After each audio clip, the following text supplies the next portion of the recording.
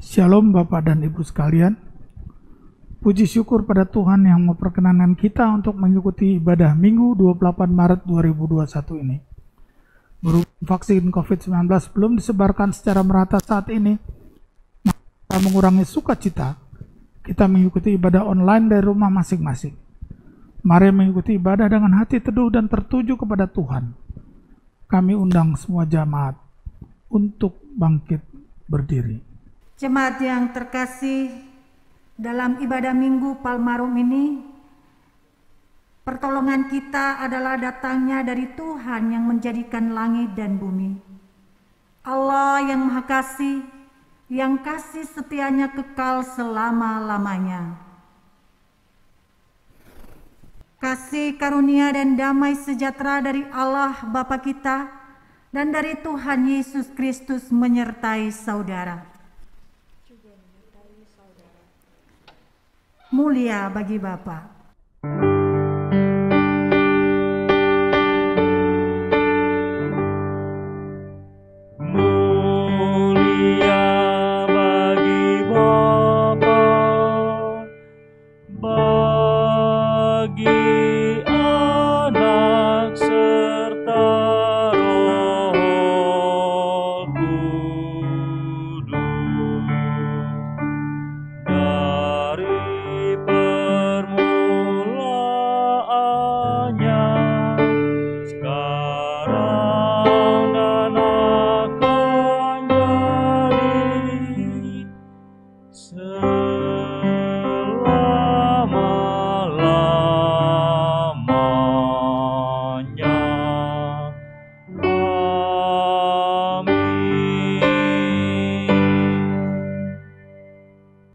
Jemaat yang terkasih dalam Tuhan Yesus Kristus, nas pembimbing dalam ibadah Minggu Palmarum ini terambil dari Zakaria 9 ayat 9-10. Bersorak-soraklah dengan nyaring, hai putri Sion. Bersorak-sorailah, hai putri Yerusalem. Lihat, rajamu datang kepadamu. Ia adil dan jaya. Ia lemah lembut dan mengendarai seekor keledai. Seekor keledai beban yang muda. Ia akan melenyapkan kereta-kereta dari Efraim dan kuda-kuda Yerusalem. Busur perang akan dilenyapkan, dan ia akan memberitakan damai kepada bangsa-bangsa. Wilayah kekuasaannya akan terbentang dari laut sampai ke laut, dan dari sungai Efrat sampai ke ujung-ujung bumi.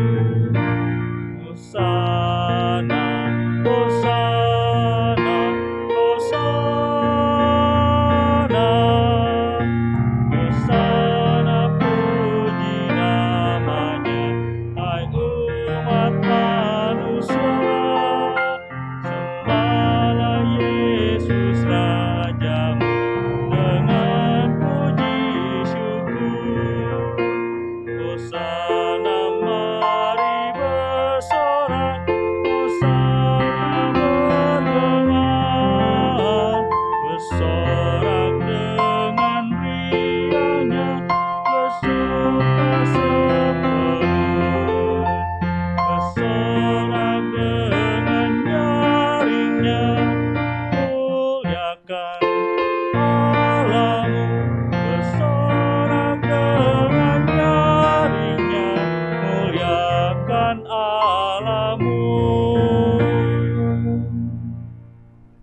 Jemaat yang dikasihi Kristus, dengarkanlah hukum Tuhan bagi kita yang terambil dari 1 Yohanes 1 ayat 6-7.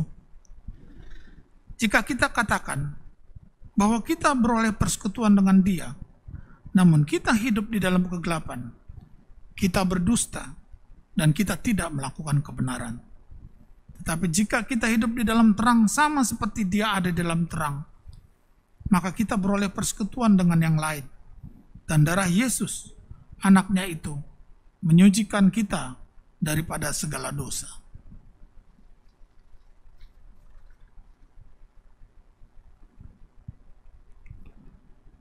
Jemaat yang terkasih dalam Tuhan Yesus Kristus, marilah kita bersama-sama merendahkan diri di hadapan Tuhan dan mengakui segala dosa dan kesalahan kita kepadanya, serta memohon pengampunan atas segala dosa dan kesalahan kita. Allah Bapa yang bertata dalam kerajaan surga, Allah yang kami kenal dalam Tuhan kami Yesus Kristus, Tuhan kami mengakui atas segala dosa yang kami telah lakukan.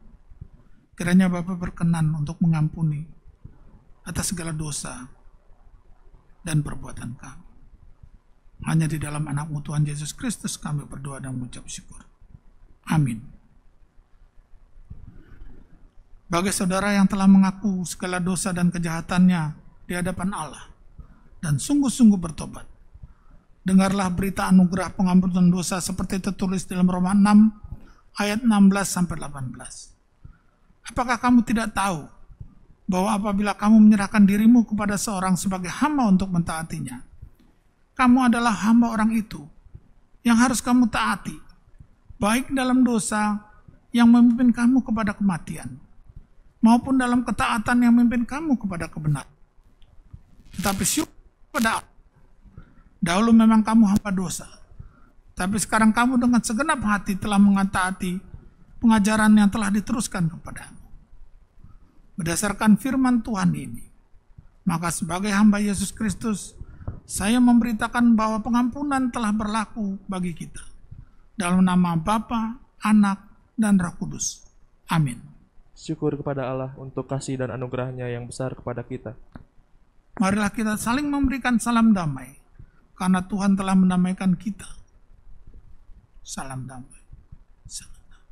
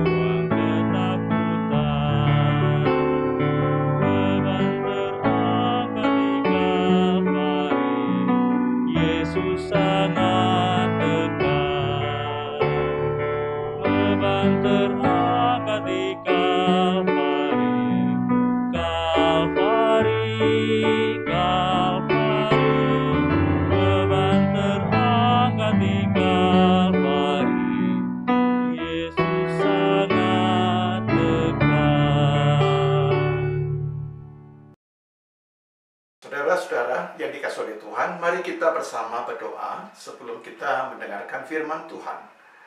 Mari kita merendahkan diri kita.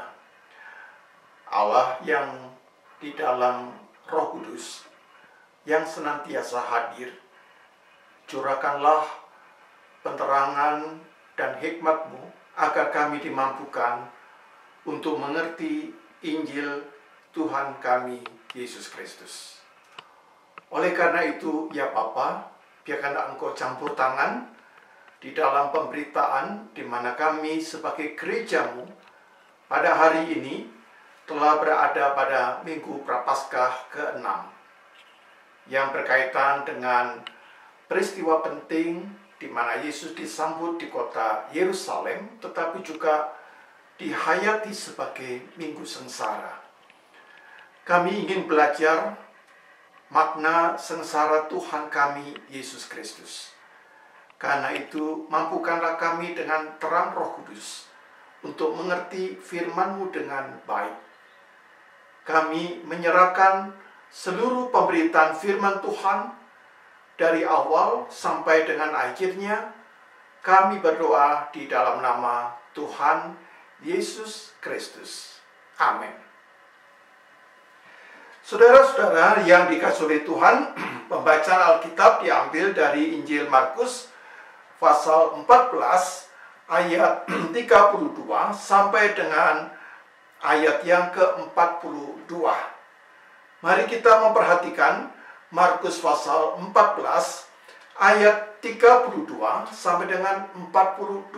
Demikian firman Tuhan. Lalu sampailah Yesus dan murid-muridnya ke suatu tempat yang bernama Getsemani. Kata Yesus kepada murid-muridnya, "Duduklah di sini sementara aku berdoa." Dan ia membawa Petrus, Yakobus dan Yohanes sertanya. Ia sangat takut dan gentar.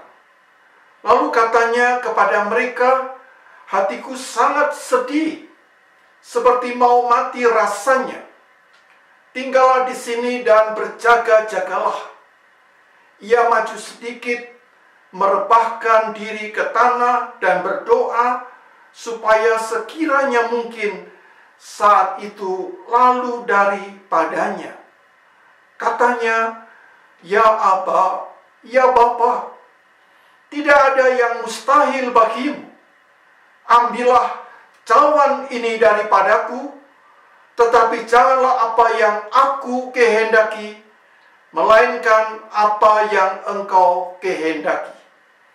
Setelah itu ia datang kembali dan mendapati ketiganya sedang tidur.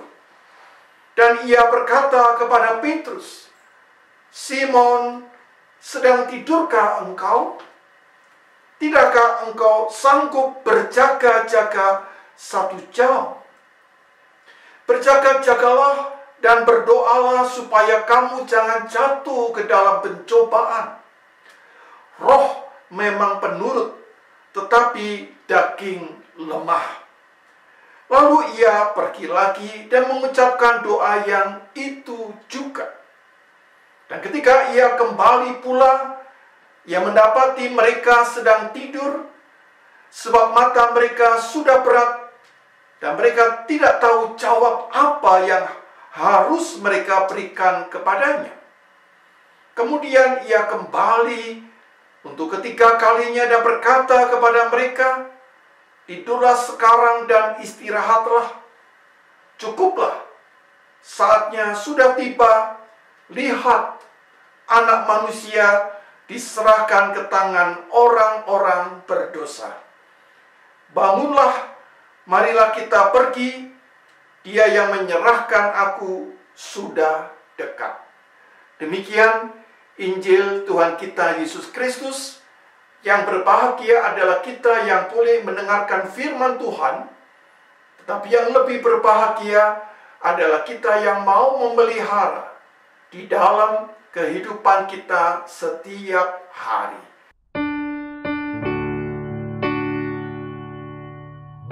Hosiana, Hosiana, Hosiana.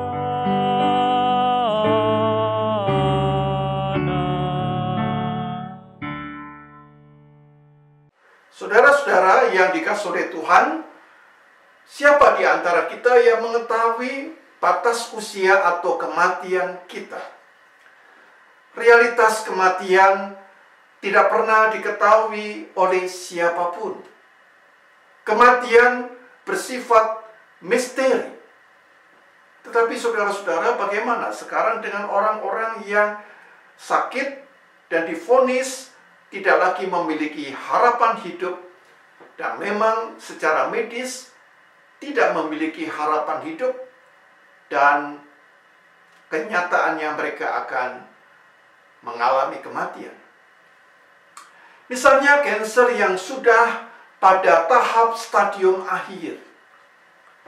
Saudara-saudara yang dikasihi oleh Tuhan, juga bagaimana dengan mereka atau orang-orang yang divonis hukuman mati dan setelah menjalani satu proses, mereka pada malam itu diberitahu bahwa besok bahwa mereka akan dieksekusi.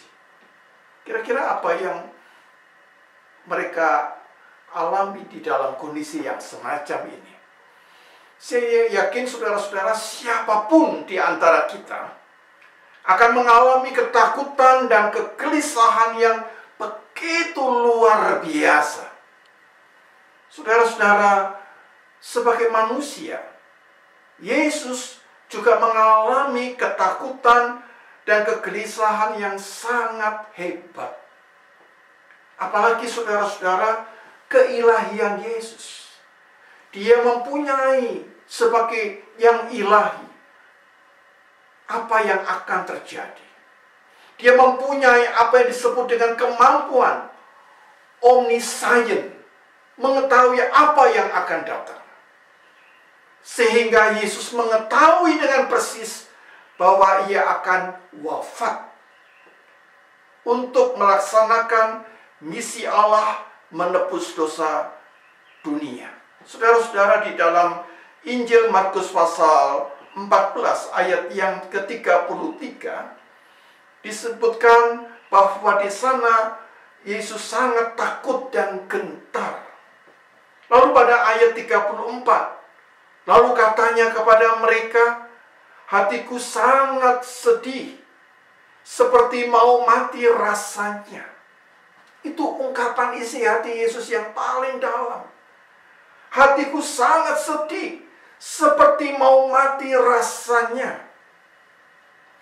Saudara-saudara, di antara kita mungkin pernah mengalami perasaan takut dan gelisah yang begitu hebat. Mungkin di antara saudara-saudara pernah tidak dapat tidur beberapa malam karena mengalami satu ketakutan yang begitu kuat sekali. Kira-kira apa yang saudara harapkan dalam kondisi tersebut? Saudara-saudara, kita semuanya di dalam kondisi yang seperti itu membutuhkan dukungan. Kita membutuhkan penghiburan. Kita membutuhkan peneguhan dari anggota keluarga dan juga sahabat-sahabat kita. Justru saudara-saudara, penderitaan yang terberat apabila kita merasa sendirian. Kita merasa diabaikan. Kita merasa tidak ada yang mendukung dan mengerti. Dan tidak memberikan satu dukungan moral dan spiritual. Saudara-saudara, bukankah pada waktu itu Yesus ditemani oleh 3 orang muridnya adalah sahabat-sahabatnya yang terdekat, yaitu Petrus, Yakobus, dan Yohanes. Tetapi apa yang terjadi di dalam kisah Injil yang kita tadi baca bersama, ketika para muridnya, baik Petrus, Yakobus, dan Yohanes sedang tertidur. Saudara-saudara yang dikasihi oleh Tuhan, apa yang Yesus rasakan yaitu bahwa di dalam kondisi yang begitu menakutkan, dia merasa sendirian tanpa sahabat yang menguatkan, yang meneguhkan hatinya. Para murid itu mungkin juga bingung apa yang harus mereka lakukan untuk membantu. Dan mereka juga mungkin merasa stres, merasa lelah, sehingga mereka akhirnya tertidur. Mereka akhirnya enggan berjaga-jaga, apalagi berdoa bersama Yesus yang sebentar lagi akan ditangkap. Saudara-saudara yang dikasihi oleh Tuhan, jika demikian, apa makna ucapan Yesus ketika dia berkata kepada para muridnya agar di dalam ayat 38 berjaga-jagalah dan berdoalah, supaya kamu jangan jatuh ke dalam pencobaan. Roh memang penurut, tetapi daging lemah. Apa yang dimaksudkan dengan ungkapan berdoa dan berjaga di dalam konteks ini? Kalau kita perhatikan, maka makna berjaga-jaga dan berdoa di dalam konteks ini ditempatkan oleh Yesus agar mereka dapat berjaga-jaga dan berdoa saat menghadapi kondisi krisis. Saat mereka menghadapi ancaman, saat mereka menghadapi bahaya. Nah, saudara-saudara yang dikasihi oleh Tuhan, bahkan juga saat mereka menghadapi kematian. Saudara-saudara, maka makna berjaga-jaga dan berdoa adalah sebenarnya satu spiritualitas, suatu sikap rohani yang dilandasi oleh sikap iman, percaya di dalam dekapan kasih Allah. Walau kita akan mengalami ada sesuatu yang buruk akan terjadi. Ini poin yang penting, saudara. Tetap merasakan dekapan Allah, walau kita tidak lepas dari bahaya itu. Jadi dalam konteks ini dapat saya katakan, lawan dari sikap berjaga-jaga dan berdoa adalah sikap melarikan diri. Escaping, melarikan diri. Atau dia mencoba menyembunyikan, agar seakan-akan dia bersembunyi, masalah itu dapat pergi. Saudara tahu namanya burung onta ya.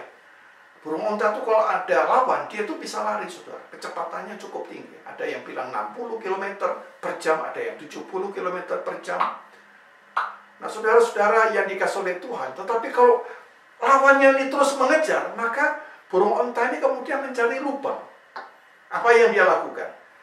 Dia masukkan kepalanya itu ke dalam lubang itu. Jadi kan kepalanya kecil, saudara. Dimasukkan ke lubang, apa yang terasa? Dia melihat gelap. Tapi dia lupa bahwa badannya, pantatnya itu ada di luar, saudara. Sehingga ya namanya harimau, singa ya memangsa. Kita kadang-kadang juga seperti burung onta itu.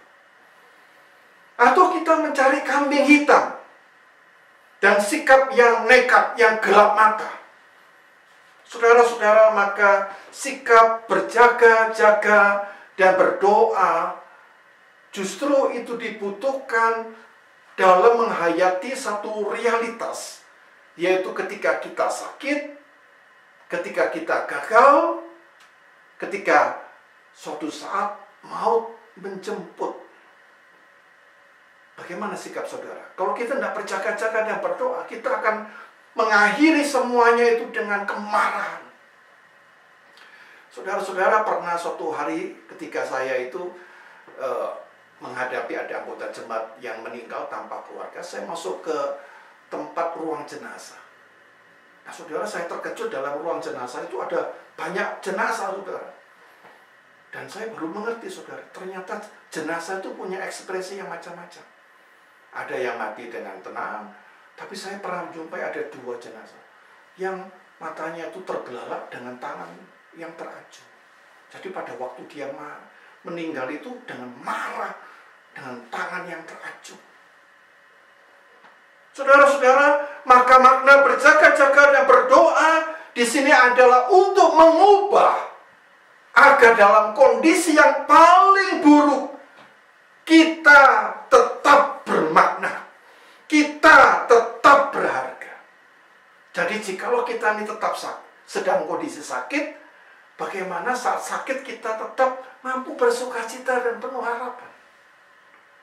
Bahkan kalau seandainya kita nanti akan meninggal, kita bisa mati dengan tenang, dengan damai, tetapi juga dengan terhormat. Saudara-saudara yang dikasihi oleh Tuhan, persoalan atau pertanyaan yang mendasar adalah, bagaimana ya agar kita mampu berjaga-jaga dan berdoa di saat menghadapi situasi yang krisis, menghadapi sakit yang mengancam, dan menyongsong kematian itu. Maka saya dapat menjawab, saudara-saudara, maka berjaga-jaga dan berdoa itu baru efektif, baru bermakna kalau kita memiliki relasi yang intim dengan Tuhan. Kita tidak bisa membayangkan kalau kita berdoa dan berjaga-jaga saat kita ini sedang panik, saat kita ini sedang tersudut. Bukankah ada orang yang selama hidupnya tidak peduli dengan Tuhan, tapi kemudian ketika dia menghadapi bahaya, ketika dia menghadapi sakit yang tidak tersembuhkan, atau menghadapi kematian, dia baru ingat Tuhan. Maka orang seperti ini menjerit kepada Tuhan oleh karena takut. Bukan karena relasi, bukan karena kasih. Maka saudara-saudara, inilah pembeda dari orang yang beriman dan tidak beriman. Orang yang beriman adalah membuka diri agar dipeluk oleh kerahiman Allah, sehingga mampu menyerahkan segala kerapuhan, kerentanan, dan keterbatasan insani dia kepada Tuhan. Nah, dalam konteks inilah kita bisa melihat Yesus mempraktikkan secara konkret bagaimana makna berjaga-jaga dan berdoa di saat dia menghadapi krisis, menghadapi bahaya yang nyata dan kematian. Maka kita bisa melihat di dalam ungkapan Injil Markus pasal 14 ayat 36, di mana Tuhan Yesus berdoa demikian. Ya Aba, ya Bapa, tidak ada yang mustahil bagimu. Ambillah cawan ini daripadaku, tetapi janganlah apa yang aku kehendaki, melainkan apa yang engkau kehendaki. Maka saudara-saudara, kalau kita tangkap ya isi doa dari Yesus ini, janganlah apa yang aku kehendaki, melainkan apa yang engkau kehendaki. Apa yang saudara simpulkan? Yang dapat kita simpulkan, yang kita dapat tangkap intinya adalah Yesus dapat menerima dengan ikhlas kehendak Tuhan. Jadi berjaga-jaga dan berdoa itu harusnya menghasilkan buah namanya menerima dengan ikhlas kehendak Tuhan. Nah, maksudnya ikhlas itu bagaimana? Ikhlas menerima kehendak Tuhan itu berarti yang pertama siap menghadapi realitas yang terburuk. Yang kedua, ikhlas kehilangan semua hal yang berharga, termasuk kesempatan hidup yang akan segera berakhir dengan kematian. Dan yang ketiga, tidak melekat dengan apapun juga. Jadi mau melepaskannya dengan jiwa yang besar. Nah, saudara-saudara, ketiga aspek ini adalah buah dari berjaga-jaga dan berdoa, siap menghadapi realitas yang terburuk. Inilah kadang-kadang banyak orang yang tidak siap mental karena dia tidak siap menghadapi yang terburuk. Dia yang memikirkan hal-hal yang indah, hal-hal yang menyenangkan, khususnya di masa pandemi ini. Kalau kita tidak siap menghadapi yang terburuk, kita bisa depresi, kita bisa kehilangan harapan. Yang kedua, ikhlas kehilangan semua hal yang berharga. Nah, saudara-saudara, termasuk kesempatan hidup, karena kita juga akan mengalami itu. Suatu saat kita akan mengakhiri kehidupan kita. Setuju atau tidak setuju, siap atau tidak siap. Dan yang ketiga, tidak melekat dengan apapun, melepaskan dengan jiwa besar. Nah, saudara-saudara, jadi masalahnya, mengapa kita gagal untuk berjaga-jaga dan berdoa? Adalah karena kita seringkali berjuang, memegang erat-erat, dan tidak mau kehilangan sedikit pun. Saudara-saudara, makin kita pegang erat-erat, makin sakit, makin terluka. Saudara-saudara, selaku manusia, Yesus membuktikan bahwa dia mampu melepaskan hidupnya itu. Siap menghadapi kematian yang menyakitkan dan memalukan. Karena disalib, itu adalah eksekusi yang menyakitkan dan memalukan. Lalu pada ayat 42, di sana Yesus berkata, bangunlah, marilah kita pergi, dia yang menyerahkan aku sudah dekat. Bangunlah, marilah kita pergi, dia yang menyerahkan aku sudah dekat.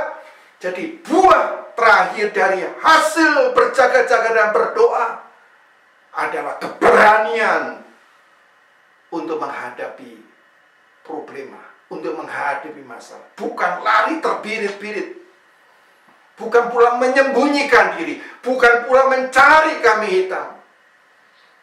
Saudara-saudara, maka buah dari berjaga-jaga dan berdoa yang berikutnya adalah kita memiliki kekuatan rohani. Kita akan dapat tenang menghadapi bahaya. Coba di antara saudara, siapa di antara ketika ada bahaya tetap tenang, tidak panik? Karena makin panik, makin salah. Makin langkahnya makin membawa sesuatu yang destruktif, makin merusak. Dan yang ketiga, hasil dari berjaga-jaga dan berdoa adalah hikmat dan kebijaksanaan. Kita bisa memikirkannya masalah itu dengan jernih. Sehingga saudara, dengan hikmat kebijaksanaan itu kita bisa menjadi pemenang dalam menghadapi persoalan yang paling sulit. Nah, di dalam konteks inilah saya belajar, saudara-saudara, satu doa yang sangat menguatkan. Doa ini pendek tetapi mempunyai kedalaman, yaitu doa the serenity prayer, atau saya terjemahkan doa ketenangan. Saudara pernah mendengar the serenity prayer? Gimana bunyinya? Seperti ini, saudara. Tuhan, berilah aku ketenangan untuk menerima hal-hal yang tidak dapat aku ubah, keberanian untuk mengubah hal-hal yang aku bisa, dan kebijaksanaan untuk mengetahui perbedaannya. Saya ulangi, saudara. Tuhan, berilah aku ketenangan untuk menerima hal-hal yang tidak dapat aku ubah, keberanian untuk mengubah hal-hal yang aku bisa, dan kebijaksanaan untuk mengetahui perbedaannya. Inilah hasil yang paling final dari berjaga-jaga dan berdoa. Doa ketenangan, the serenity prayer. Ketenangan itu menghasilkan apa? Kemampuan menerima hal-hal yang tidak dapat kita ubah, tapi juga keberanian untuk mengubah hal-hal yang kita bisa ubah. Tapi supaya ini benar, kita membutuhkan kebijaksanaan untuk mengetahui perbedaannya. Kapan kita menerima yang tidak bisa kita ubah, dan kapan kita mengubah dengan penuh keberanian apa yang bisa kita ubah. Saudara-saudara, di mana kita pada Minggu Prapaskah 6 ini, yang sebentar akan merayakan Hari Kamis Putih, Jumat Agung, Sabtu Sunyi, dan Paskah, kita boleh berjaga-jaga dan berdoa supaya kita tetap menjadi orang yang di dalam dekapan ilahi. Dan dekapan ilahi itu yang memampukan kita memiliki kekuatan, ketenangan, tapi juga keberanian serta kebijaksanaan. Amin.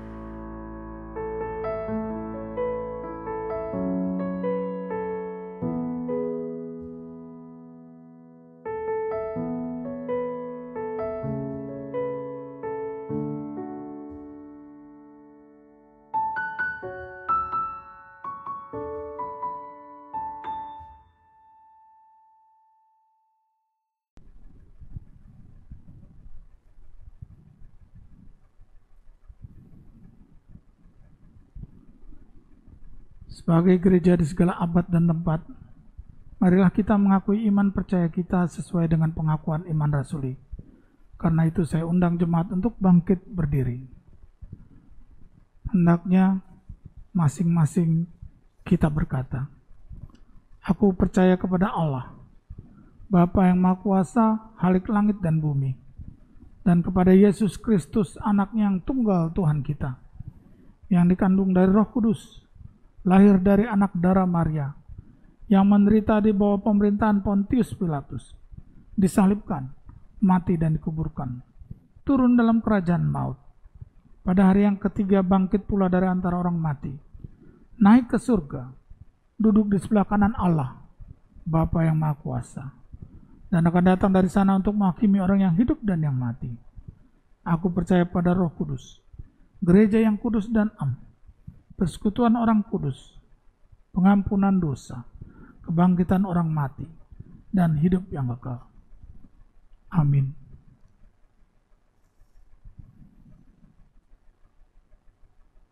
Bapak Ibu sekalian, demi menunjang pelayanan kita, ada beberapa penegasan warta yang perlu disampaikan dan dapat disimak melalui tayangan layar berikut ini.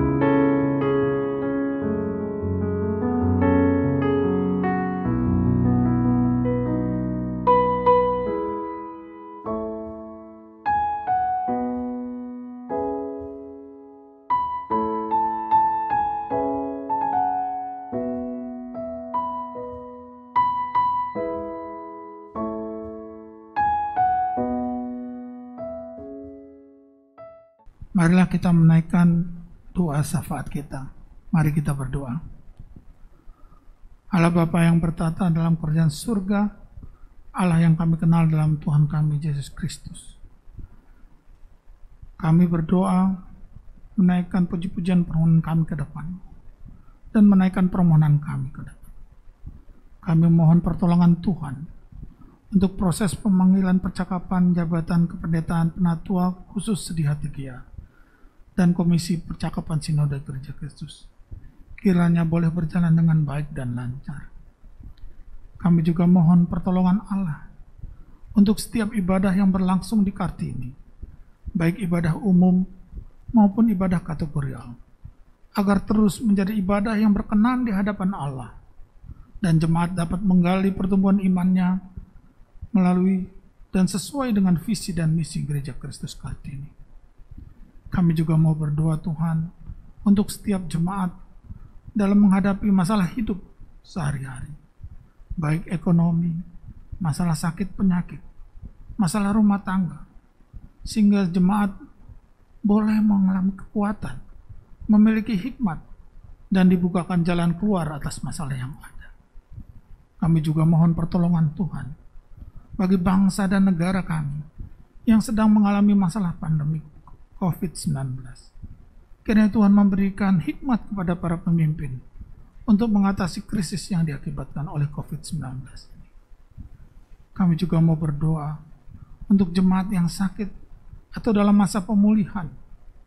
Kami mau berdoa untuk Ibu Sudibyo, Saudara Felis, Bapak Hussein dan Ibu Amas, Ananda Eki Mardiansa, Ibu Chu Sanyo, Bapak Tatang S, Ibu Siti Hasibuan, Ibu Berta, Ibu Diana, Bapak Setia Budi Brata Halim, Bapak Frederick Suyadi, Ibu Mariam Natasa Putra, Ibu Anca Lunin, dan Bapak Kiki.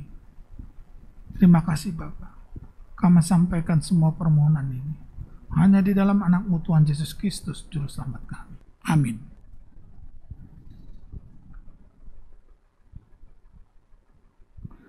Jemaat yang terkasih, dengan penuh sukacita dan kerelaan, marilah kita memberikan persembahan syukur kita kepada Tuhan sebagai ungkapan rasa syukur kita atas segala berkat yang telah Tuhan nyatakan dalam kehidupan kita, walau di tengah situasi yang sulit saat ini.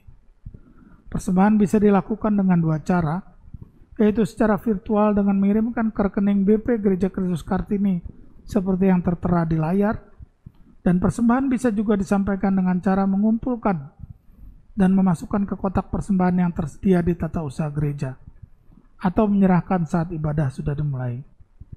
Mari kita memberikan persembahan dengan mengingat firman Tuhan dalam 1 Tawarikh 16 ayat 29. Berilah kepada Tuhan kemuliaan namanya, bawalah persembahan, dan masuklah menghadap Dia. Sujudlah menyembah kepada Tuhan dengan berhiaskan kekudusan. Untuk mengirimi persembahan, kita akan menyanyikan dari nyanyian KPNR 24, Betapa Baiknya Engkau Tuhan.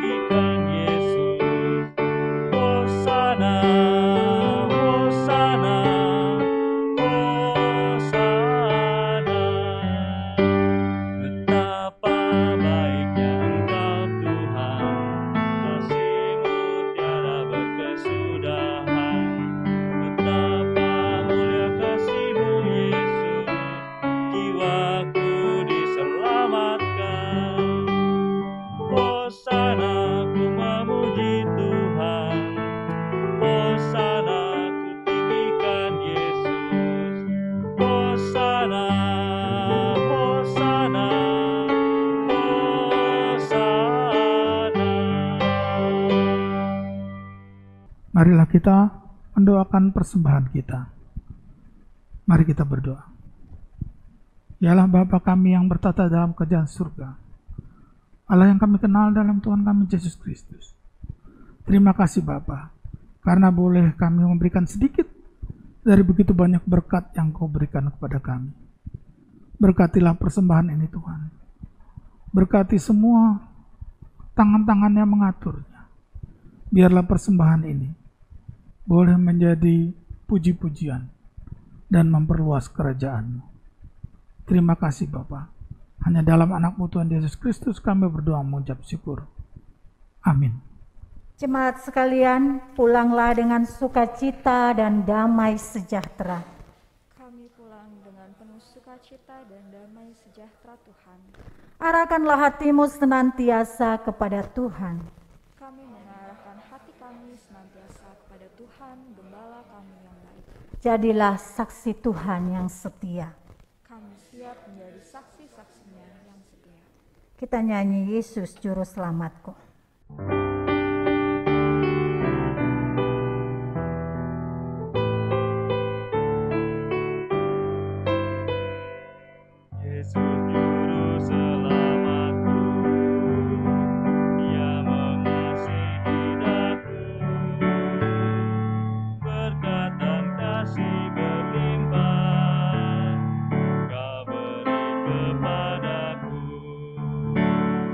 Bila ku terhilang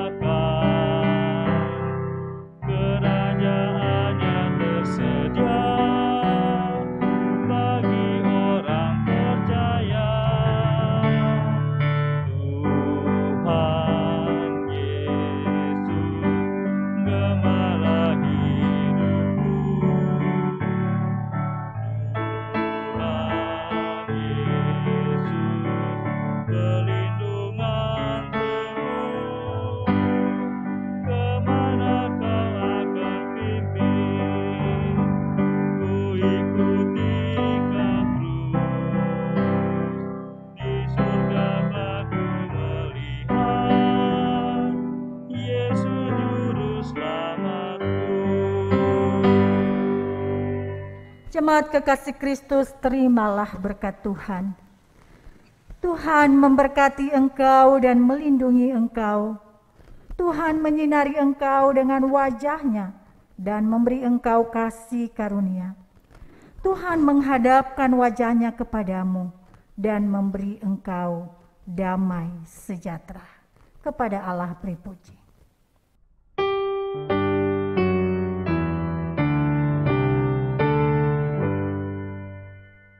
Kepada